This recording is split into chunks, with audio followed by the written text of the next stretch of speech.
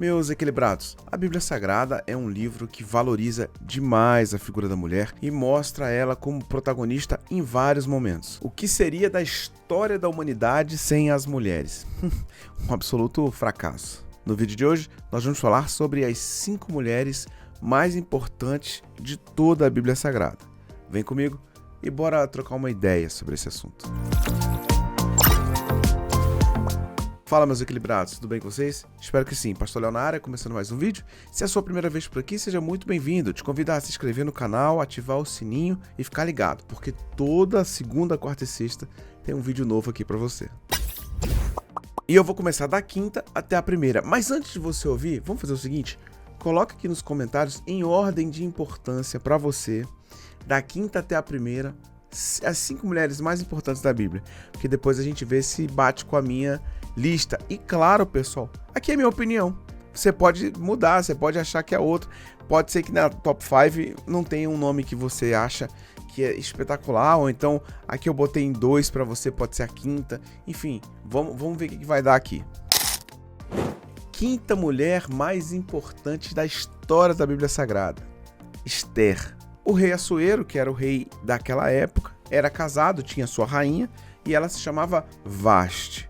Porém, por uma reprovação de conduta, ele se destitui da rainha, ele meio que divorcia.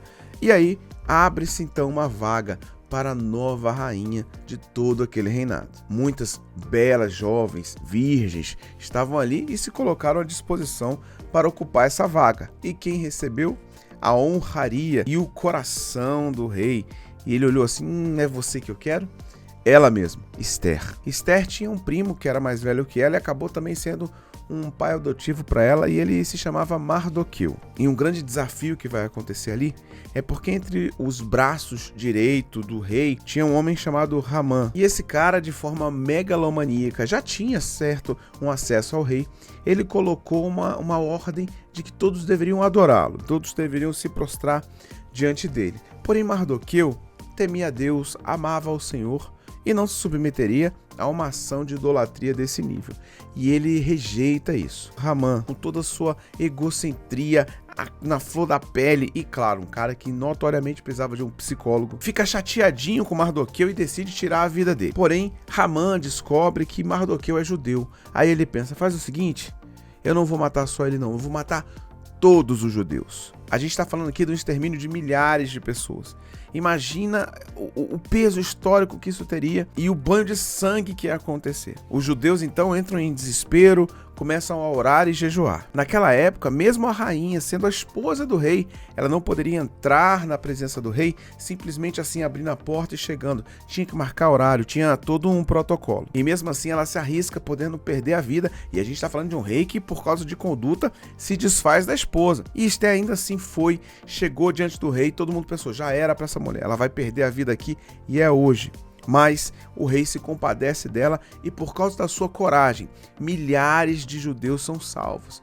Ela foi usada por Deus para salvar a vida de muitas famílias. E graças à coragem dessa mulher, toda a descendência de Israel e a genealogia continuou dando então seguimento ao progresso da revelação do amor de Deus para o povo de Deus e, consequentemente, até a vinda de Jesus.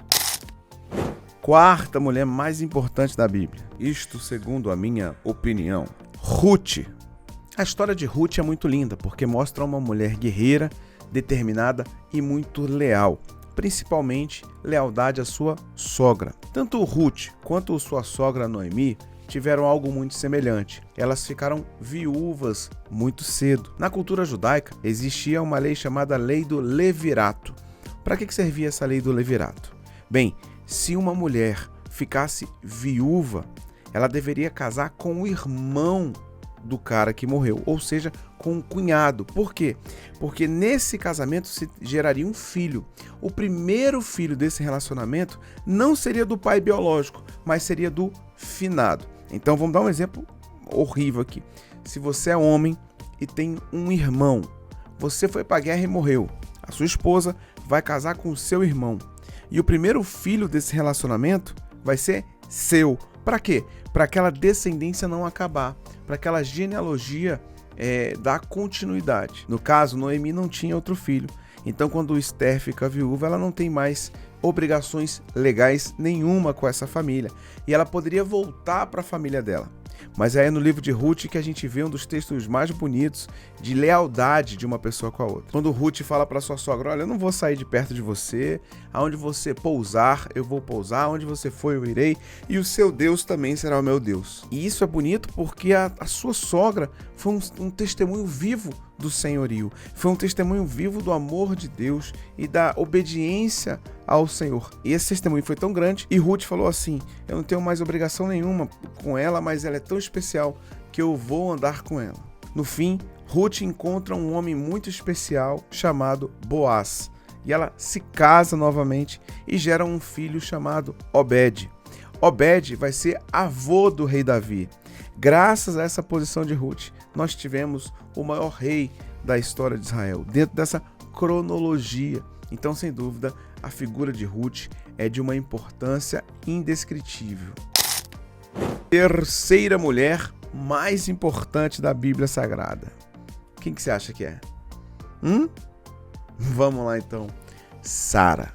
Bem, a história de Sara é muito linda, até porque ela era uma mulher de 90 anos que amava a Deus, que era apaixonada pelo Senhor, porém ela era estéril. Imagina naquela época, e a gente está falando de milhares de anos atrás, uma mulher não poder gerar filhos era quase que inútil, infelizmente, dentro de uma perspectiva muito arrogante, grosseira e até machista de alguns cenários históricos. Não porque a Bíblia seja machista, até porque a Bíblia não é machista e a gente tem vários textos para mostrar isso. Porém, em alguns lugares onde há registros da história bíblica, ali eram regiões que haviam sim machismo, porque a história da humanidade ela foi predominantemente machista em alguns pontos. Então a mulher ser estéril, ela não tinha relevância muitas vezes. E nesse caso Deus chama Sara por uma promessa gigantesca.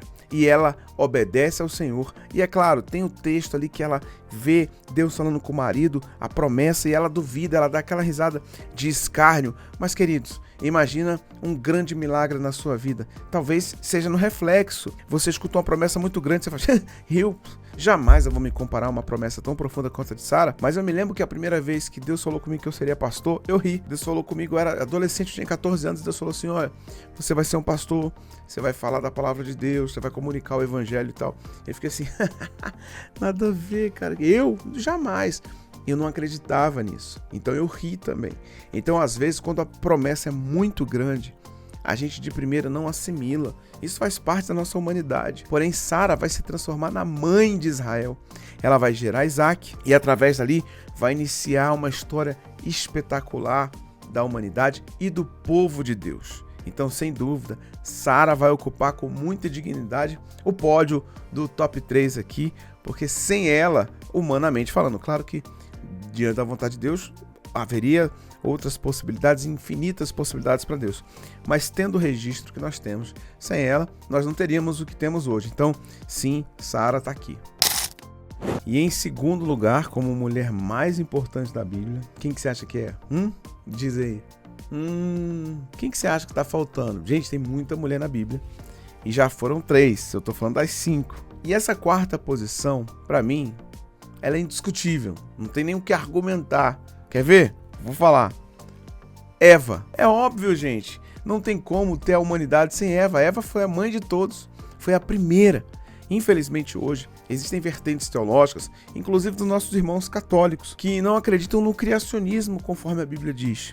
Isso é verdade. Os padres, nos seus seminários teológicos, e hoje em dia eu vejo muitos padres, inclusive, pregando isso, eles não acreditam que Deus criou o homem e a mulher conforme a Bíblia narra. Para eles, ali é uma figura de linguagem e uma linguagem poética. Mas não, irmãos, é real. Mas, pastor, como que dá para acreditar que Deus fez o homem do pó da terra e soprou nas narinas daquele barro e aquela massinha de barro virou humanidade? Meu irmão, isso é o de menos para você acreditar. Isso aí é fácil de acreditar. Se você acredita na vida eterna, que Jesus enviou seu filho para morrer por nós, se você acredita no plano de redenção, é muito mais complexo crer nisso. do que numa ação criacionista. Ah, mas a Terra não tem só 6.000 anos. A humanidade, se você fizer a conta, vai dar 6.000 anos, sim. Só que existe a teologia da Terra Velha, não sei se você já ouviu esse termo, para falar a respeito de que Deus criou o mundo já velho. Ou seja, quando Deus criou o planeta, já criou com milhares de anos ali. Algumas pessoas podem dizer, ah não, mas também tem a teologia da Terra Nova. Como é isso? Deus criou a separação das águas, as ervas, Deus criou as árvores, os peixes, os animais e tal. E a Bíblia diz que um dia para Deus é 1.000 anos para Deus é um dia.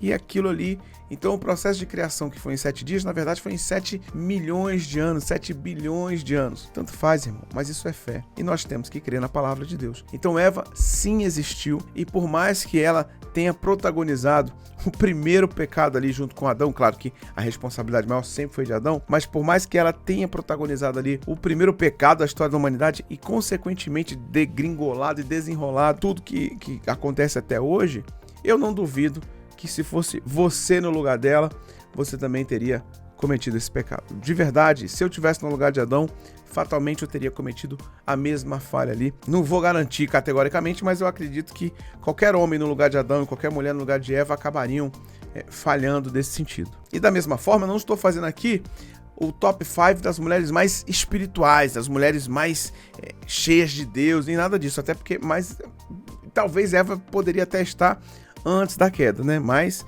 eu estou dizendo de importantes na história bíblica. Não tem como não colocar Eva. E em primeiríssimo lugar, essa mulher é de uma conduta indiscutível.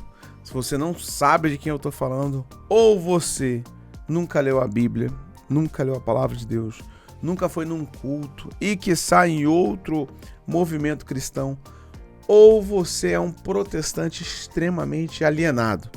Meu irmão, não tem jeito. Maria. Sem dúvida, Maria é a mulher mais importante da Bíblia Sagrada. Aí algumas pessoas vão rasgar a roupa. Não fala isso, que é idolatria. Maria não vai. Amadurece, cara. Amadureça.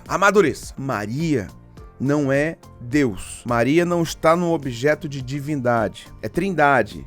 Pai, Filho e Espírito Santo. Não é quarteto. Não tem Maria. Algumas pessoas veneram e idolatram a figura de Maria. À luz das Escrituras Sagradas, não é a minha opinião, mas é a luz da Bíblia, isso é um equívoco, isso está errado, realmente, não se deve fazer. Todavia, isso não desqualifica em nada a história dela.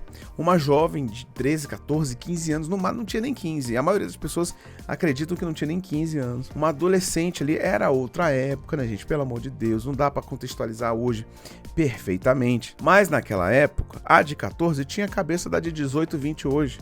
Essa é a grande realidade intelectual.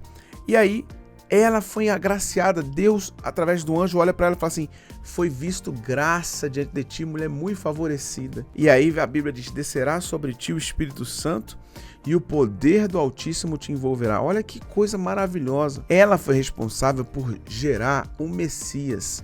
Do ventre dela nasceu o Filho de Deus.